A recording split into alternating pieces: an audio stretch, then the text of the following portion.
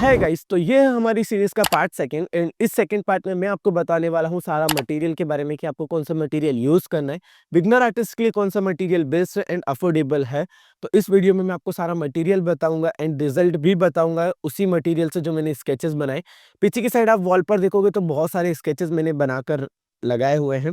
तो उसमें से मैंने बहुत सारे स्केचेस इन्हीं मटेरियल से बनाए हैं। आप भी बना सकते हो एंड अपनी स्केचिंग को नेक्स्ट लेवल ले जा सकते हो। अगर अभी तक आपने चैनल को सब्सक्राइब नहीं किया है तो फटाफट से सब्सक्राइब कर दो, वीडियो को लाइक कर दो ताकि आप इस सीरीज को पूरा फॉलो कर पाओ एंड अपनी स्केचिंग को बहुत ज़्यादा इंप्रूव कर पाओ।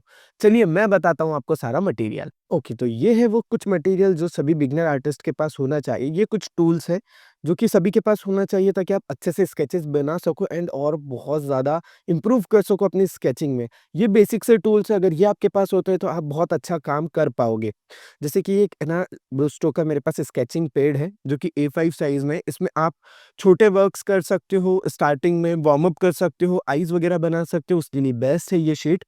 एंड इसी के बाद में मैंने और बड़े शीट्स भी यूज़ किए हैं। ये तो स्केचिंग पैड है, ये स्केच बुक है A3 साइज का जो कि A3 साइज में है।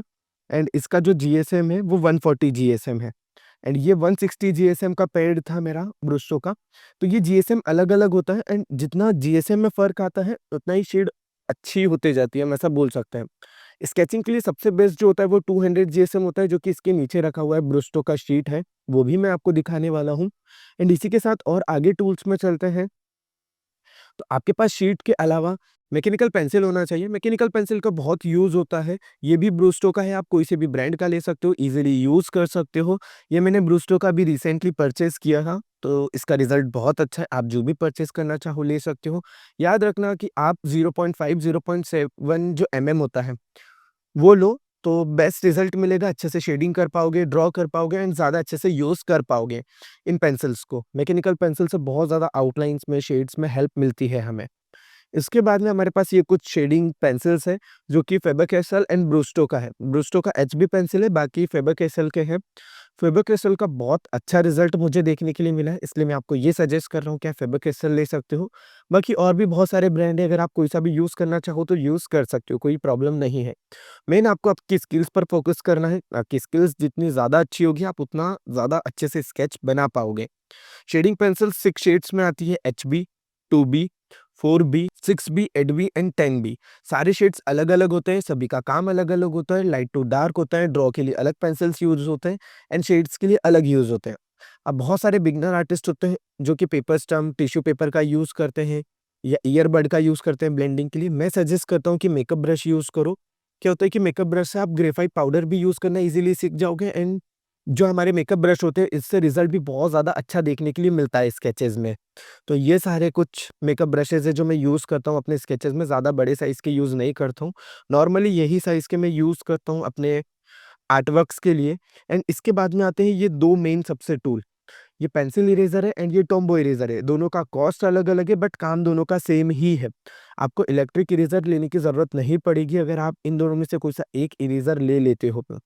ये बहुत अच्छा रिज़ल्ट देते हैं एंड इससे आप बहुत सारे डिटेल्स कैप्चर कर सकते हो, हेयर्स में स्ट्रोक्स लगा सकते हो, छोटे डॉट्स बना सकते हो व्हाइट शाइन वाले एंड और भी बहुत सारे काम कर सकते हो इन इरेज़र की हेल्प से।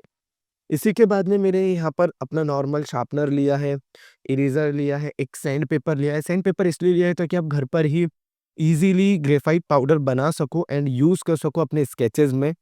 एंड मास्किंग टेप ये मोस्ट इम्पोर्टेंट है आपके शीट को स्टेबल करने के लिए, बॉर्डर्स को कवर करने के लिए स्केच में, तो ये भी परचेज़ कर लीजिएगा अगर आपके पास नहीं है या आप अगर और कोई सा भी यूज़ करते हो तो भी कोई प्रॉब्लम नहीं है। उसके बाद में एक नॉर्मल स्केल होना चाहिए। ये 30 सेंटीमीटर का स्केल है मेरे पास स्टेनलेस स्टील का। इससे ना काम ईज़ी हो जाता है एंड इसकी जो नंबरिंग होती है वो लॉन्ग टाइम तक चलती है। तो ये स्केल वैसे बेस्ट है मेरे अकॉर्डिंग, बाकी आप जो परचेज़ करना चाहो वो परचेज़ कर सकते हो। एंड एक लास्ट चीज़ जो मैं कहूँगा कि अगर आप बिगिनर से थोड़ा-सा आगे बढ़ते हो आर्टिस्ट में, तो आप यूज़ कर सकते हो ब्रूस्टो का ये शीट जो कि 200 जीएसएम का है एंड इसका रिज़ल्ट बहुत ज़्यादा अच्छा है स्केचेस के लिए। इस पर मैंने बहुत सारे स्केचेस बनाए जो कि अभी मैं आपको आगे वीडियो में दिखाता हूँ एंड यहाँ मेरी जो वॉल है उस पर दिखाता हूँ मैंने जो स्केचेस बनाए हैं इन मटेरियल्स की हेल्प से। तो आई थिंक आप सभी को मटेरियल का डाउट क्लियर हो गया होगा। आप इसे ऑनलाइन, ऑफलाइन कैसे भी परचेज़ कर सकते हो। अगर आपके नियर बाय स्टोर है तो वहाँ से भी ले सकते हो एंड अगर आप ऑनलाइन लेना चाहो तो ऑनलाइन भी ले सकते हो। इसी के बाद में आपको मैं कुछ रिजल्ट्स दिखाता हूँ जो कि मैंने इन मटेरियल से बनाया है। ये है मेरी आर्ट वॉल जिस पर कि मैंने बहुत सारे स्केचेस बनाकर रखे हुए हैं, मतलब लगाए हुए हैं। ये इसमें से कुछ ब्रूस्टो की शीट से बने हुए हैं। ये भी ब्रूस्टो की शीट पर ही बना हुआ है। ये भी ब्रूस्टो की शीट पर बना हुआ है। ये भी ब्रूस्टो की शीट पर बना हुआ स्केच है। ये नॉर्मल जो मैंने आपको बुक दिखाई थी स्केच बुक उसकी शीट पर बना हुआ आर्ट वर्क है। ये मैंने कुछ वाटर कलर की शीट पर एंड कुछ नॉर्मल शीट जो हमारी है स्केच बुक वाली मैंने 140 जीएसएम उस पर बनाए हैं ये कुछ आर्ट वर्क्स एंड ऐसे मैंने बहुत सारे आर्ट वर्क्स यहाँ पर वॉल पर लगाए हुए हैं। ये सारे मैंने आर्ट वर्क्स इन्हीं मटेरियल से बनाए हैं, तो आप भी इतने अच्छे स्केचेस बना सकते हो इजीली इन मटेरियल की हेल्प से। सो आई थिंक आप सभी को ये डाउट अब क्लियर हो गया होगा। मिलता हूँ आपको सीरीज़ के नेक्स्ट पार्ट में जिसमें कि हम वार्म अप सीखेंगे एंड आगे की अपनी बेसिक स्केचिंग को कंटिन्यू करेंगे। तब तक के लिए आप सभी को बाय बाय।